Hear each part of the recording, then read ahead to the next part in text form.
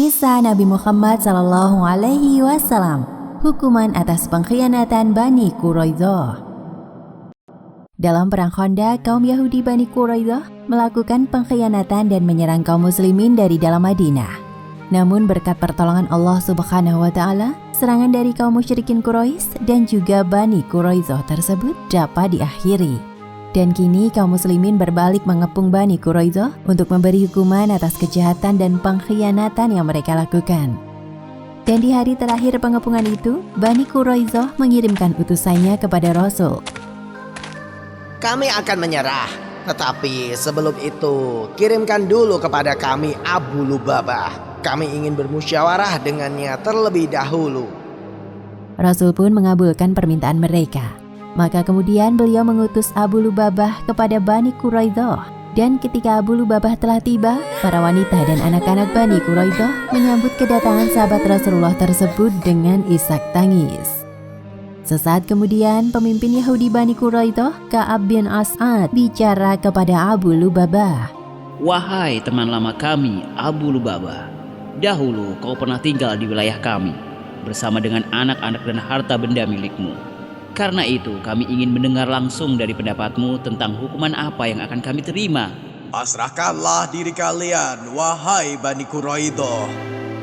Seraya mengatakan hal itu, Abu Lubabah memberi isyarat dengan tangannya ke lehernya sebagai tanda bahwa mereka akan dihukum mati. Namun sesaat kemudian Abu Lubabah menyadari kesalahan yang ia lakukan. Ia pun menyesali perbuatannya karena telah mendahului Allah dan Rasul-Nya tentang kabar hukuman Bani Quraidah. Sehingga tanpa berlama-lama, ia pun bergegas kembali ke Madinah tanpa menemui Rasulullah terlebih dahulu karena malu dan menyesal. Dan saat setibanya di Madinah, Abu Lubabah kemudian mengikat dirinya ke salah satu tiang masjid. Hal itu ia lakukan sebagai bentuk penyesalan atas perbuatannya terhadap Rasulullah SAW. Aku bersumpah tidak akan melepas ikatan ini hingga Rasulullah sendiri yang melepasnya. Sementara itu, setelah Bani Quraidah mengakui kekalahan mereka, lalu datanglah para sahabat dari suku Aus menemui Rasulullah SAW. Ya Rasulullah, sesungguhnya sejak dahulu kami menjalin kerjasama yang erat dan perjanjian saling membantu dengan Yahudi Bani Quraidah. Karena itu, kami berharap kebijaksanaan engkau dapat menghukum mereka dengan hukuman yang serupa terhadap Bani Qainuqa, yakni sekedar diusir dari Madinah. Karena dahulu sebelum Islam tiba di Madinah, Bani Qainuqa adalah sekutu suku Khazraj, sedang Bani Quraidah adalah sekutu suku Aus. Mendengar usul tersebut, Rasul kemudian bertanya kepada mereka. Apakah kalian setuju jika yang memutuskan tentang hukuman Bani Quraidah adalah salah seorang dari kelompok kalian, suku Aus? Tentu kami akan menyetujuinya ya Rasulullah.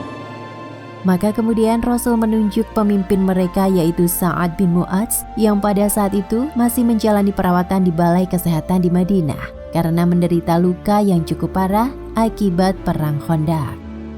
Perlu diketahui bahwa saat perang Khandaq, Rasulullah SAW memerintahkan untuk membangun balai kesehatan di area sekitar Masjid Nabawi di Madinah. Hal tersebut beliau lakukan agar dapat merawat kaum muslimin yang terluka setelah berperang, sekaligus memudahkan beliau bila ingin menjenguk para sahabat. Dan sosok yang juga berperan penting dalam sejarah keperawatan ini adalah Rufaidah binti Sa'ad atau yang dikenal juga sebagai Rufaidah al-Aslamiyah. Beliau merupakan seorang muslimah sekaligus perawat wanita pertama yang ditunjuk oleh Rasulullah SAW untuk memimpin balai kesehatan di Madinah. Sementara itu, para utusan yang dikirim oleh Rasulullah SAW pun telah tiba di Madinah. Mereka datang untuk menjemput Sa'ad bin Mu'adz yang ketika itu masih terbaring sakit. Assalamualaikum, wahai Sa'ad. Waalaikumsalam. Ada gerangan apa hingga kalian mendatangiku? Bani Quraidah telah mengakui pengkhianatan mereka dan kini telah menyerah. Lalu Rasulullah menunjuk engkau sebagai orang yang akan memutuskan hukuman bagi mereka. Maka setelah para utusan tersebut menyampaikan pesan Rasulullah kepada Sa'ad, mereka kemudian menggotong beliau ke atas seekor keledai milik Rasulullah SAW. Dengan kondisi fisik yang kurang sehat, Sa'ad kemudian berangkat menuju Rasulullah SAW yang berada di perkampungan Bani Quraidah. Beberapa orang dari keluarganya yaitu suku Aus mendampingi Sa'ad bin Mu'adz. Salah seorang berkata, Bila kita tiba nanti, berikanlah putusan hukuman yang ringan bagi mereka, wahai Sa'ad. Mereka telah lama bekerja sama dengan suku kita. Aku akan memutuskan dengan adil tanpa terpengaruh oleh kawan dan lawan. Ketika Rasulullah SAW sedang duduk bersama para sahabat, terlihatlah kedatangan Sa'ad bin Mu'adz. Maka Rasulullah SAW berkata, Berdirilah kita untuk menyambut pemimpin kalian. hal tersebut Rasulullah lakukan sebagai sikap memuliakan tamu. Sa'ad bukan hanya sahabat, tetapi beliau juga adalah pemimpin dari suku Aus. Kemudian di hadapan kaum muslimin, Rasulullah SAW bersabda, Hai Sa'ad, mereka telah siap menerima keputusanmu. Lalu Sa'ad menoleh ke hadapan kaum muslimin yang sebagian besar adalah keluarga besarnya dari suku Aus. Apakah putusan saya berlaku terhadap mereka, wahai keluargaku? Para sahabat dari suku Aus pun serentak menjawab, Wahai pemimpin kami siap menerima dan mematuhi segala keputusanmu. Kemudian Sa'ad berpaling kepada kaum Muhajirin dan suku Khazraj. Apakah demikian juga wahai seluruh kaum muslimin, selain dari keluarga besarku suku Aus? Para sahabat dan kaum Muhajirin dan suku Khazraj pun serentak menjawab. Kami setuju apapun keputusanmu, wahai Sa'ad. Semua yang hadir pun telah mengiyakan. Kemudian Sa'ad menghadapkan badannya ke arah Rasulullah sambil ia menundukkan pandangannya demi menghormati Rasulullah SAW. Kemudian, apakah yang di sana juga setuju dengan apa yang akan menjadi keputusanku? Pertanyaan tersebut jelas ditujukan kepada Rasul. Maka kemudian Rasulullah SAW pun menjawab, Iya. Maka dengan menarik nafas panjang, Sa'ad kemudian menyatakan putusan hukuman bagi Bani Quraidah. Sesungguhnya, aku memutuskan bahwa setiap laki-laki dewasa Bani Quraidah untuk dihukum mati atas kejahatan dan pengkhianatan yang mereka lakukan. Sedangkan perempuan dan anak-anak mereka ditawan, kemudian dirawat dengan sebaik-baiknya dengan penuh rasa kasih sayang. Sementara harta Quraidah dibagi dengan adil.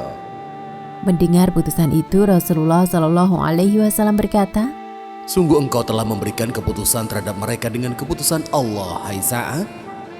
Kemudian Rasulullah SAW memerintahkan agar keputusan tersebut dilaksanakan terhadap mereka. Tetapi di saat kaum muslimin hendak bersiap melaksanakan hukuman mati bagi Bani Quraidah, beberapa sahabat kemudian mendatangi Rasulullah SAW. Ya Rasulullah, di antara laki-laki Quraidah itu ada seseorang yang dulu pernah berjasa bagiku. Aku ingin membalas budi kepadanya, ya Rasulullah. Mungkinkah sekiranya engkau dapat membebaskan ia dari hukuman? Kemudian sahabat yang lain juga berkata, Kami juga ingin menjamin kebebasan mereka, ya Rasulullah. Karena beberapa dari mereka ada juga orang baik yang pernah berjasa bagi kehidupan kami dahulu.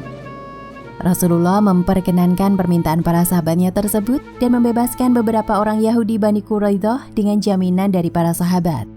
Tak lama dari sekembalinya Sa'ad bin Mu'adz ke Madinah, lukanya menjadi semakin parah dan kehilangan banyak darah, sehingga akhirnya ia gugur dalam sakitnya. Rasulullah SAW melukiskan wafatnya Sa'ad dengan sabda beliau, Arsy Allah yang Maha Pemurah bergetar karena kematian Sa'ad dan bahwa malaikat-malaikat mengusung jenazah Sa'ad menuju pemakaman beliau. Adapun Abu Lubabah yang mengikat dirinya di tiang masjid, maka itu berlangsung selama 6 hari. Setiap datang waktu sholat, istrinya datang membuka ikatannya dan setelah selesai, ia kembali mengikat dirinya sampai akhirnya Allah menerima taubatnya. Dan pada hari terakhir, Rasulullah sendiri yang melepaskan ikatan Abu Lubabah.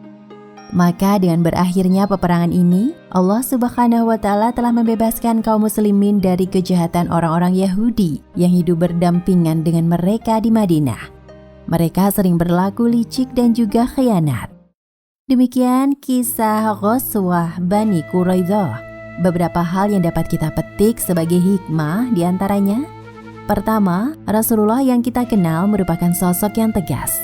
Tetapi di sisi lain, beliau juga adalah seorang yang bijaksana dan penuh kasih sayang. Sehingga Rasul pun memperkenankan permintaan sahabatnya tersebut yang menjamin kebebasan beberapa orang Quraidah dari hukuman.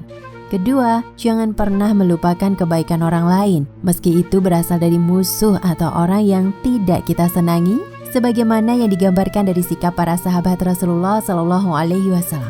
Mereka menjamin kebebasan orang-orang Quraidah itu sebagai bentuk balas budi atas kebaikan yang pernah mereka dapatkan dahulu dari orang Quraidah. Wallahu a'lam bishawab.